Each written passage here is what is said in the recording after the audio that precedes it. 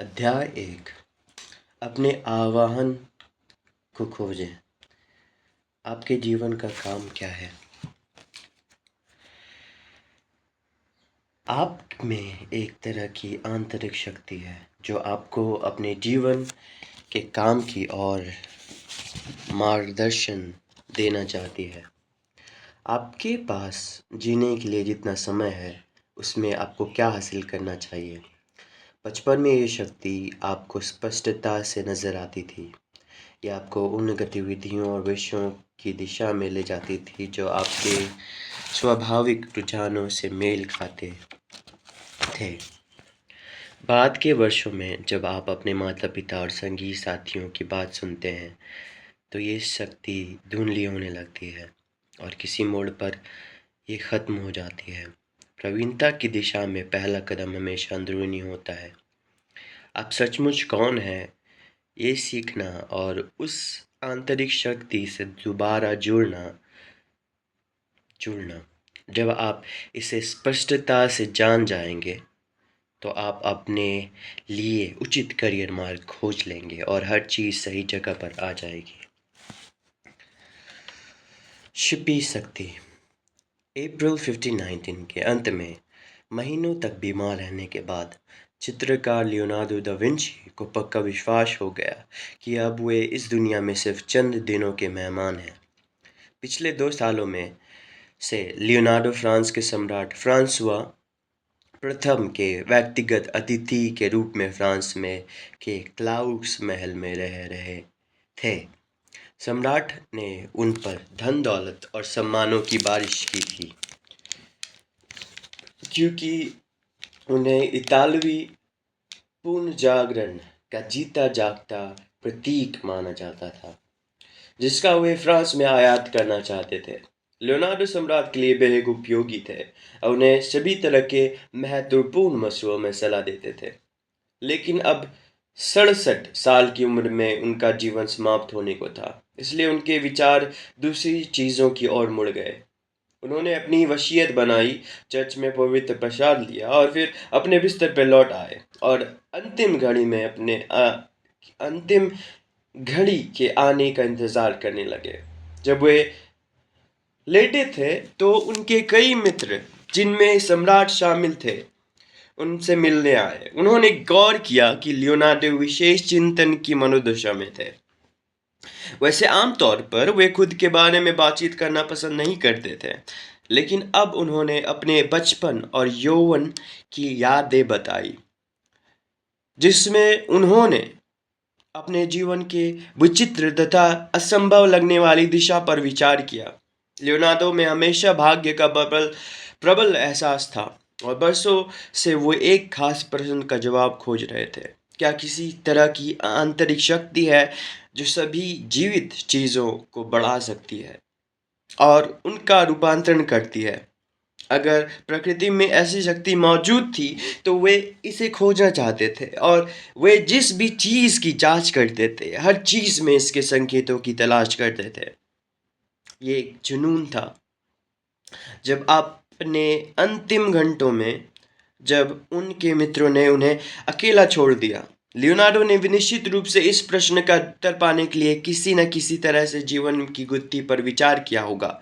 उन्होंने किसी शक्ति या भाग्य के संकेतों की तलाश की होगी, जिसकी बदौलत उनका खुद का विकास हुआ था और जिसने वर्तमान तक उनका मार्गदर्शन किया था। लियोनार्डो ने अपनी ये खोज अपने बचपन के बारे में सोचकर शुरू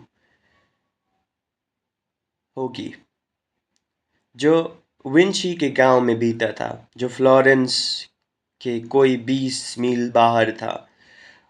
उनके पिता sir Piro da Vinci notary तथा सख्त पूंजीवादी बुजुर्गवास के कट्टर सदस्य थे। लेकिन क्योंकि लियोनार्डो अवैध संतान थे, इसलिए उन्हें यूनिवर्सिटी से पढ़ाना या किसी भी कुलीन पेशे में जाने के लिए अवसर से वंचित कर दिया गया। नतीजा ये हुआ कि उनकी शिक्षा बहुत कम रह गई और बचपन में लियोनार्डो को ज़्यादातर अपने हाल पर छोड़ दिया जाता था। उन्हें सबसे ज़्यादा ये पसंद था कि वे विंची के आसपास जैतून के कुंजों में घूमें या एक खास मार्ग पर चले जो उन्हें एक बिल्कुल अलग प्रदेश में पहुंचा देता था। जंगली सुअरों से भरे घने जंगल, बहती नदियों में तेजी से गिरते जलप्रपात, पानी में तैरते हंस, चट्टानों के किनारे उगते विचित्र जंगली फूल। इन जंगलों में जीवन की भारी विविधता को देखकर वे मंत्रमुग्ध रह गए। एक दिन उन्होंने अपने पिता के ऑफिस से कुछ कागज चुरा लिए जो उस जमाने में दुर्लभ सामानों की श्रेणी में आते थे। लेकिन नोटरी होने के कारण उनके पिता के पास ढेर सारे कागज रहते थे। जंगल में घूमते समय वे उन्हें उन कागजों के साथ ले गए और एक चट्टान पर बैठकर अपने आसपास के विभिन्न दृश्यों को कागज पर उतारने लगे। ये काम करने के लिए वे हर दिन वहां आने लगे। जब मौसम खराब रहता था तब भी वे किसी आश्रय के नीचे बैठकर स्केचिंग करते रहते थे। उनके पास किसी शिक्षक नहीं था, देखने या नकल करने के लिए कोई पेंटिंग नहीं थी। उन्होंने हर चीज आंख से देखकर बनाई और प्रकृति को अपना मॉडल बनाया।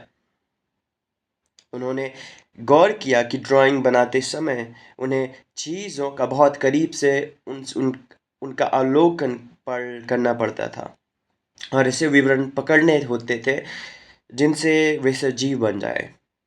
एक बार उन्होंने सफ़ेद आयरिश का स्केच बनाया। इसे बहुत करीब से देखने पर वे इसके खास आकार से प्रभावित हुए। आयरिश एक बीज के रूप में शुरू होता है और फिर ये विभिन्न अवस्थाओं से गुजरता है। ये सभी अवस्थाएं उन्हें पिछले कुछ वर्षों में कागज पर उतारी थी। ऐसी कौन सी चीज़ थी जिसकी वजह से ये पौधा बाकी पौधों से अलग था? ये कौन सी चीज़ थी जिसकी वजह से ये पौधा अपनी अवस्थाओं से गुजरते हुए विकसित हुआ और उसका उत्कृष्ट इस शानदार फूल में हुआ? शायद इनमें कोई ऐसी शक्ति थी जो उनके विभिन्न कायाकल्पों के लिए जिम्मेदार थी। आने वाले वर्षों में वे फूलों के कायाकल्प पर आगे भी विचार करने वाले थे। अपनी मृत्युशैया पर अकेले लेटे लेटे लियोनार्डो ने अप्रेंटिस के रूप में अपने शुरुआती वर्षों के बारे में सोचा होगा, जब वे फ्लोरेंस के चित्रकार एंड्रिया डेल वर्रोकियो के स्टूडियो में काम करते थे। वहाँ उन्हें 14 साल की उम्र में इसलिए अप्रेंटिसशिप बनाया गया था क्योंकि उनकी ड्राइंग की गुणवत्ता बहुत उल्लेखनीय थी। वेरोशियो अपने अप्रेंटिसशिप को उन सभी विज्ञानों का ज्ञान देते थे जो उनके स्टूडियो में काम करने के लिए ज़रूरी थे। इंजीनियरिंग, यंत्र विज्ञान, साइंस शास्त्र और धातु विज्ञान। लियोनार्डो ये सारी योग्यताएं सीखने के लिए उत्सुक थे, लेकिन जल्द ही उन्होंने अपने भीतर एक और चीज़ खोज ली। वे किसी दूसरे का सौंपा काम नहीं कर सकते थे। उन्हें इसे अपना खुद का बनाना होता था। उनमें किसी दूसरे प्रवीण व्यक्ति की नकल करने के बजाय खुद का आविष्कार करने की प्रतिभा थी। एक बार स्टूडियो में उन्हें कहा गया कि वेरोशियो के ज़्यादा बड़े बाइबल के दृश्य में एक देवदूत बना दें। उन्होंने निर्णय लिया कि वे दृश्य के इस हिस्से को अपने खुद के एक तरीके से सजीव बनाएंगे। देवदूत के सामने देवदूत के सामने उन्होंने फूलों की क्यारी का चित्र बना दिया। लेकिन अब आमतौर पर जिन फूल पत्तियों के चित्र बनाए जाते थे उनसे अलग हटकर लियोनार्डो ने वे फूल चुने जिनका अध्ययन उन्होंने छोटी उम्र में इतने विस्तार और वैज्ञानिक कठोरता से किया था जो पहले कभी नहीं दिखाई गई थी। देवदूत के चेहरे के लिए उन्होंने रंगों के साथ प्रयोग करने का एक नया मिश्रण बनाया ताकि एक सभ्य चमक मिले जो देवदूत की उद्दत मनोदशा को व्यक्त करे। इस मनोदशा को पकड़ने के लिए लियोनार्डो ने स्थानीय चर्च में काफ़ी समय गुजारा था, जहाँ वे जोश के प्रार्थना करने वाले लोगों को दिखते रहते थे। एक युवक के हाव भाव उस देवदूत का मॉडल बन गए।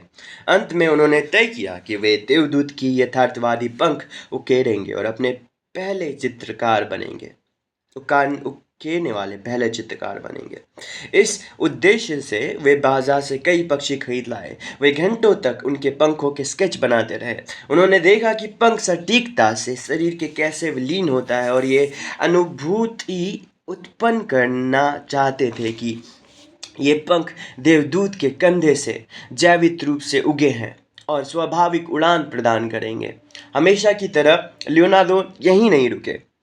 काम पूरा होने के बाद उन पर पक्षियों का जुनून हावी हो गया और उनके मन में ये विचार घुमड़ने लगा कि अगर लियोनार्डो पक्षियों के उड़ने के पीछे के विज्ञान का पता लगा ले तो इंसान भी सचमुच उड़ सकता है। अब हर सप्ताह कई घंटे तक वे पक्षियों के संबंधी हर सामग्री को पढ़ते रहे और अध्ययन करते थे। उनका मस्तिष्क स्वाभाविक रूप से इसी तरह काम करता था, एक विचार दूसरे को जन्म देता था। लियोनार्डो ने निश्चित रूप से अपने जीवन के सबसे निराशाजनक बिंदु को भी याद किया होगा। 1481 का वर्ष पोप ने लोरेंजो द मेडिसी से कहा था कि वह फ्लोरेंस से सबसे अच्छे चित्रकार उनके पास भेजे क्योंकि उन्हें एक नवनिर्मित गिरजे सिस्टाइन चैपल को सुसज्जित करना था। लोरेंजो ने उनकी बात मानते हुए फ्लोरेंस के सबसे अच्छे चित्रकारों को रोम भेज दिया, लेकिन उन्होंने लियोनार्डो को शामिल नहीं किया। दरअसल उन दोनों की कभी पटरी ही नहीं जम पाई थी। लोरेंजो साहित्य किस्म के थे और अमर ग्रंथों में गहराई तक गए थे।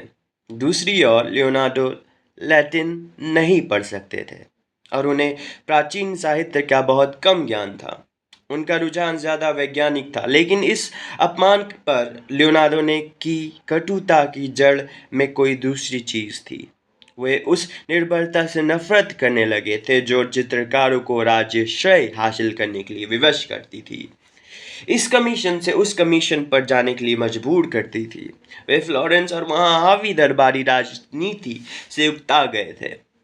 उन्होंने एक महत्वपूर्ण निर्णय लिया जिससे उनकी जिंदगी की हर चीज़ बदल गई। वे खुद को मिलान शहर में स्थापित करेंगे और अपनी आजीविका के लिए एक नई रणनीति सोचेंगे। वे चित्र बनाने तक ही सीमित नहीं रहेंगे बल्कि चित्रकार से ज़्यादा बनेंगे। वे अपनी रुचि की सारी कलाओं और विज्ञानों के आगे बढ़ेंगे, वास्तुकला, सैन्य इंजीनियरिंग, जल गति शास्त्र, शरीर रचना, मूर्ति कला आदि। अगर किसी राजा या संरक्षक की इच्छा हो तो वे अच्छे भुगतान के बदले में सलाहकार और चित्रकार के रूप में सेवा कर सकते थे। उन्होंने निर्णय लिया कि उनका दिमाग सबसे अच्छी तरह तब काम करता था जब उनके हाथ में कई अलग अलग प्रोजेक्ट होते हों, ताकि वे उनके बीच सभी तरह के आपसी संबंध बना सके। इस तरह से अपने जीवन पर विस्तार करते समय उन्होंने स्पष्ट रूप से अपने भीतर छिपी शक्ति के कार्य प्रणाली का पता लगा लिया होगा। बचपन में ये शक्ति उन्हें खींचकर प्रदेश के सबसे जंगली हिस्सों में ले गई थी, जहाँ वे जीवन की बाहरी और नाटकीय विविधता का अवलोकन कर सकते थे। इसी शक्ति ने उन्हें अपने पिता के कागज चुराने के लिए मजबूर किया था और इसी ने उन्हें अपना समय स्केचिंग में लगाने के लिए विवश किया था। इसी ने वेरोकियो के यहाँ काम करने के समय उन्हें प्रयोग करने की ओर ढकेला था। इसी ने फ्लोरेंस के दरबार और चित्रकार की असुरक्षित अहंग से दूर उनका मार्गदर्शन किया था। इसी ने उन्हें अति साहस दिखाने के लिए प्रेरित किया था। भीमकाय मूर्तियां उड़ने की कोशिश, शरीर संरचना के अध्ययन के लिए सैकड़ों लाशों की चीरफाड़, ये सब जीवन के सार को खोजने के लिए। इस नजरिए से देखने पर उनकी जिंदगी की हर चीज समझ में आ जाती है। अवैध संतान होना दरअसल एक वरदान साबित हुआ। इससे उन्हें अपने खुद के तरीके से विकास करने की छूट मिल गई और ये यहाँ तक कि घर में कागज होना भी एक तरह की तकदीर का संकेत था।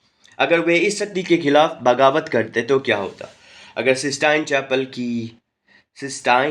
की अस्वीकृति के बाद वे दूसरे चित्रकारों के साथ रोम जाने पर जोर देते और अपना अनूठा मार्ग खोजने के बजाय पोप की चापलूसी करके उन्हें अपने पक्ष में कर लेते तो क्या होता? वे ये करने में सक्षम थे। अगर वे अच्छी आजीविका कमाने के लिए ज़्यादा पेंटिंग बनाने में जुट जाते तो क्या होता? अगर वे दूसरों जैसे होते और अपने काम जल्दी जल्दी पूरे करते तो क्या होता? तब वे अच्छा जीवन जी सकते थे, लेकिन तब वो लियोनार्डो दा विंची नहीं होते। उनका जीवन उतना उद्देश्यपूर्ण नहीं होता जितना कि ये था और चीज़ें निश्चित रूप से गड़बड़ हो गई होती। उनके भीतर छिपी शक्ति वैसी ही जैसी उन्होंने बरसों पहले आइरिस का स्केच बनाते वक्त उनके भीतर देखी थी। उन्हें उनकी क्षमता के पूर्ण विकास की ओर ले गई थी।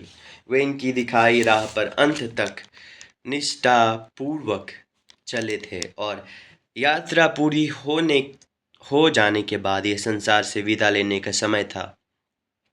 इस पल शायद उन्हें अपने खुद के शब्द याद आए होंगे जो उन्होंने अपने नोटबुक के बरसों पहले लिखे थे।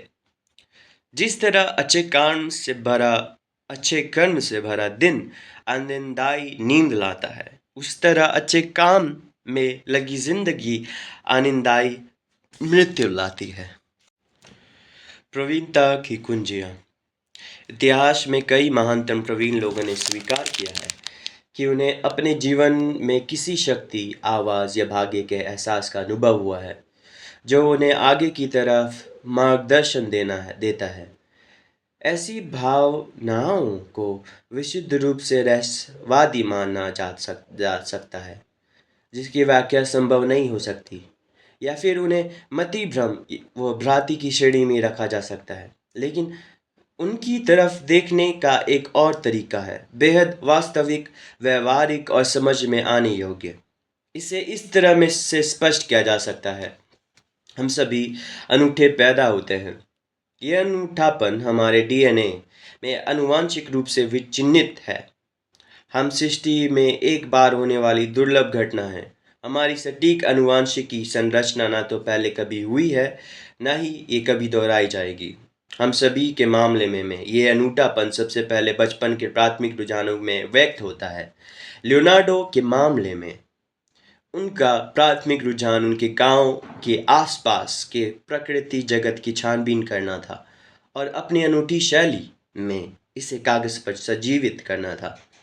दूसरों के लिए यह शुरुआती आकर्षण दृश्यात्मक डिजाइन के प्रति हो सकता है, जो अक्सर गणित में भावी रुचि का संकेत होता है। ये आकर्षण निश्चित शारीरिक गतिविधियों या आकाशीय संयोग के प्रति भी हो सकता है। हम इस तरह के संरुझानों को कैसे स्पष्ट कर सकते हैं? वे हमारे भीतर की शक्तियाँ हैं जो इतनी गहरी जगह से आई हैं कि उन्हें चेतन शब्दों में व्यक्त नहीं किया जा सकता। ये प्राथमिक अनूठापन स्वाभाविक रूप से खुद को बलपूर्वक व्यक्त करना चाहता है, लेकिन कुछ लोग इनका अनुभव दूसरों के मुकाबले ज़्यादा प्रबलता से करते हैं। प्रवीण लोगों में के मामले में ये इतना शक्तिशाली होता है कि ये लगता है कि जैसे इसकी खुद की बाहरी वास्तविकता हो। इस एक शक्ति, एक आवाज़, तकदीर। जब हम किसी ऐसी गतिविधि में संलग्न होते हैं जो हमारे सबसे गहरे रुझानों के अनुरूप हो, तो उन पलों में हम उनका स्पर्श अनुभव कर सकते हैं।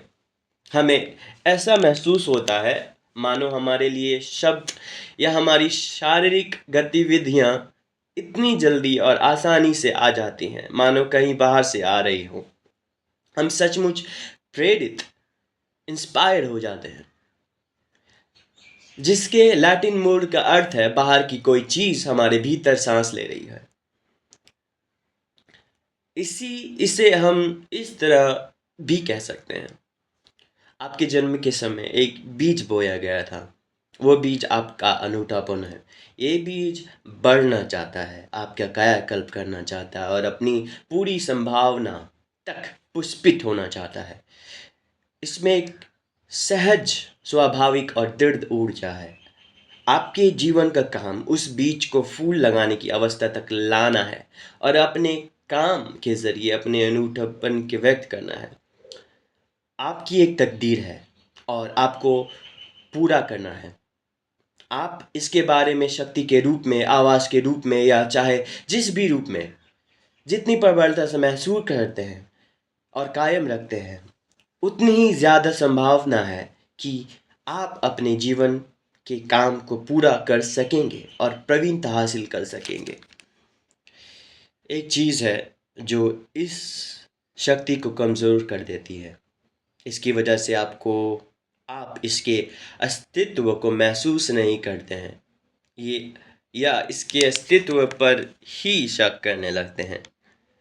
वो चीज़ ये है कि आप किस हद तक जीवन में दूसरी शक्ति, सामाजिक दबाव के अनुरूप बनने के जाल में फंसे हुए हैं। ये विरोधी शक्ति बहुत प्रबल हो सकती है। आप समूह में शामिल होना चाहते हैं, अचेतन रूप से आप महसूस कर सकते हैं कि आपको उनसे अलग या अनूठा बनने के लिए चीज़ शर्मिंदा करने वाली या दुखद है। आपके माता पिता भी अक्सर विरोधी शक्ति के रूप में काम करते हैं। वे आपको किसी ऐसे करियर की ओर धकेल सकते हैं जहां पैसे और सुख सुविधा हो। अगर ये विरोधी शक्तियां पर्याप्त शक्तिशाली बन जाए तो आपका अपने अनूठेपन से, जो आप सचमुच हैं, से पूरा संपर्क टूट सकता है। जब आपके रुझान और इच्छाएं दूसरों के अनुकरण पर आधारित हो जाती हैं, ये आपको एक बहुत खतरनाक मार्ग पर ले जा सकता है। अंत में आप एक ऐसा करियर चुन सकते हैं जो दरअसल आपके लिए उपयुक्त ही नहीं है। आपकी इच्छा और रुचि धीरे धीरे कम हो से जाती है, जिस वजह से आपके काम पर नकारात्मक असर होता है। आप ये मानने लगते हैं कि खुशी और संतुष्टि आपके काम से बाहर की चीज़ों में ही मिल सकती है। क्योंकि करियर में आपकी संलग्नता लगातार कम हो रही है, इसलिए आप उस क्षेत्र में हो रहे परिवर्तनों का ध्यान नहीं दे पाते हैं। आप समय के पीछे रह जाते हैं और इसकी कीमत चुकाते हैं। जब आपको महत्वपूर्ण निर्णय लेने होते हैं, उन पलों में या तो आप असमंजस में रह जाते हैं या दूसरों का अनुसरण करते हैं, क्योंकि आपके पास आंतरिक दिशा का एहसास या मार्गदर्शन के लिए कोई रडार नहीं होता है। अपने जन्म के समय मिली अपनी तकदीर से संपर्क तोड़ लिया है। आपको हर कीमत पे इस तरह के भाग्य से बचना चाहिए। अपने जीवन के काम का पूरा रास्ते अनुसरण करने पर ही आप प्रवीणता तक पहुंचते हैं, और ये प्रक्रिया दरअसल जीवन के किसी भी बिंदु पर शुरू हो सकती है। आपके भीतर छिपी शक्ति हमेशा मौजूद है और संलग्न होने के लिए तैयार है। आपके जीवन के काम को साकार करने के लिए प्रक्रिया के 3 अवस्थाएं हैं। सबसे पहले आपको अपने रुझानों या अनूठेपन के उस एहसास से जुड़ना या दोबारा जुड़ना होगा, यानी पहला कदम हमेशा अंदरूनी होता है। आप उस आंतरिक आवाज़ या शक्ति के संकेत खोजने के लिए अपने अतीत में जाते हैं। आप सुविधा में डालने वाली बाकी आवाज़ों, माता पिता और साथियों को हटा देते हैं। आप किसी आंतरिक ढांचे, आपके चरित्र के ऐसे मूल केंद्र की तलाश करते हैं जिसे आपको ज़्यादा से ज़्यादा गहराई तक समझना चाहिए। जब ये संपर्क स्थापित हो जाए तो दूसरी अवस्था में आपको उस करियर मार्ग पर नज़र डालनी चाहिए जिस पर आप इस वक्त चल रहे हैं या जिसे आप शुरू करने वाले हैं। इस मार्ग का चयन या इसकी दिशा बदलना अत्यंत महत्वपूर्ण और आवश्यक है। इस अवस्था में मदद करने के लिए आपको अपने काम की अवधारणा का विस्तार करने की ज़रूरत होगी। आपको अपने काम को किसी ज़्यादा प्रेरक चीज़, अपने आह्वान के रूप में देखना चाहिए। वोकेशन शब्द लैटिन भाषा से आया है जिसका अर्थ है ईश्वरीय आवाहन।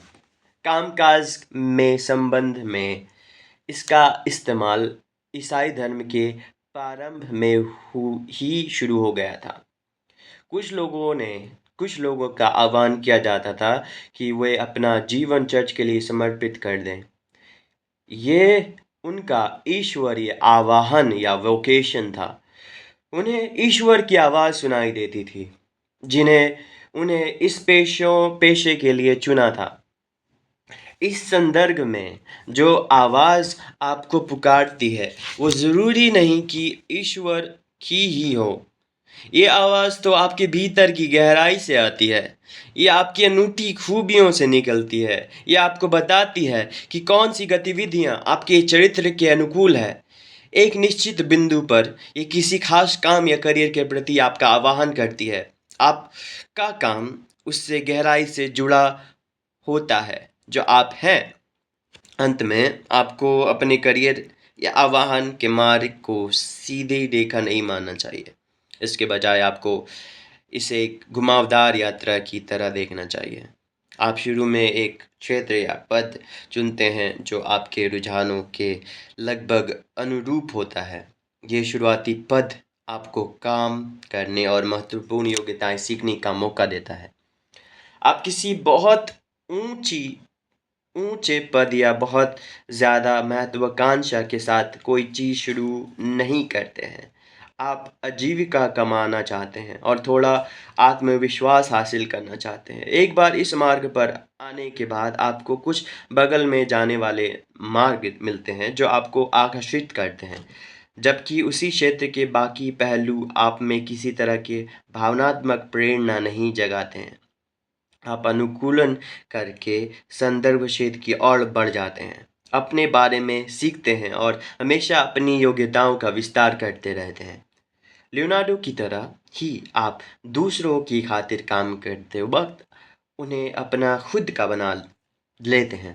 अंत में आप किसी खास क्षेत्र, उस छोटे से स्थान और अवसर पर पहुंच जाएंगे जो आपके लिए आदर्श दृष्टि से उपयुक्त होगा। आप इसे देखते ही पहचान लेंगे, क्योंकि इससे आप में आश्चर्य और रोमांच का बालसुलभ एहसास जग जाएगा। ये सही महसूस होगा। एक बार जब ये मिल जाता है तो हर चीज़ सही जगह पर आ जाएगी। आप ज़्यादा जल्दी और ज़्यादा गहराई से सीखेंगे।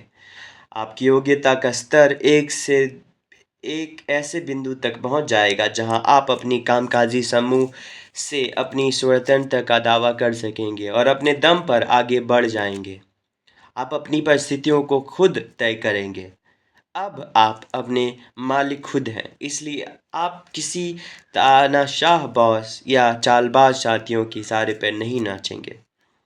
आपके अनूठेपन और जीवन के काम पर इतना जोर देना एक कवि की कल्पना लग जा सकता है, जिसका व्यवहारिक हकीकत में कोई तुलनात्मक ताल्लुक नहीं है, लेकिन दरअसल ये उस युग के लिए बेहद प्रासंगिक है जिनमें हम रहते हैं। हम ऐसे संसार में दाखिल हो रहे हैं जिनमें अपनी सहायता और रक्षा के लिए शासन, कंपनी या परिवार वालों या मित्रों पर हमारा विश्वास कम होता जा रहा है। ये गलाकार प्रतिस्पर्धा से भरा एक वैश्विक माहौल है। हमें अपना विकास करना सीखना चाहिए। साथ ही ये संसार अत्यंत महत्वपूर्ण समस्याओं और अवसरों से भरा हुआ है, जिन्हें उन उद्यमियों, व्यक्तियों या छोटे समूहों द्वारा सबसे अच्छी तरह सुलझाया और जकड़ा जाता है, जो स्वतंत्र होकर सोचते हैं और जल्दी से ढल जाते हैं और अनूठा दृष्टिकोण रखते हैं। आपके व्यय व्ययित व सृजनात्मक योग्यताएं बहुत मांग में होंगी और आपको फ़ायदा पहुंचाएंगी। आप एक खास संरचना और प्रवृत्ति के साथ पैदा हुए हैं, जिसके ओके आप एक खास संरचना और प्रवृत्ति के साथ पैदा हुए हैं जिनसे आपकी तकदीर चिन्हित होती है। आप ही हैं जो सचमुच केंद्र में हैं। कुछ लोग सचमुच जो होते हैं वो कभी नहीं बन पाते हैं। वे खुद पर विश्वास करना छोड़ देते हैं। वे दूसरों की अभिरुचियों के अनुरूप बनते हैं और अंत में वो एक नकाब लगाए रह जाते हैं जो किसी सच्ची प्रकृति को छुपा लेता है। अगर आप ये पता लगा लेते हैं कि आप कौन हैं, आपके भीतर की आवाज़ और शक्ति का पर ध्यान देकर, तो आप वो बन सकते हैं जो आप बनना आपकी तकदीर में लिखा था। एक अनूठे व्यक्ति, एक प्रवीण व्यक्ति। I like this line. अंततः आप किसी खास क्षेत्र, उस छोटे से स्थान या अवसर पर पहुंच जाएंगे जो आपके लिए आदर्श दृष्टि से उपयुक्त होगा। आप इसे देखते ही पहचान लेंगे, क्योंकि इससे आप में आश्चर्य और रोमांच का बालसुलभ एहसास जग जाएगा। ये सही महसूस होगा।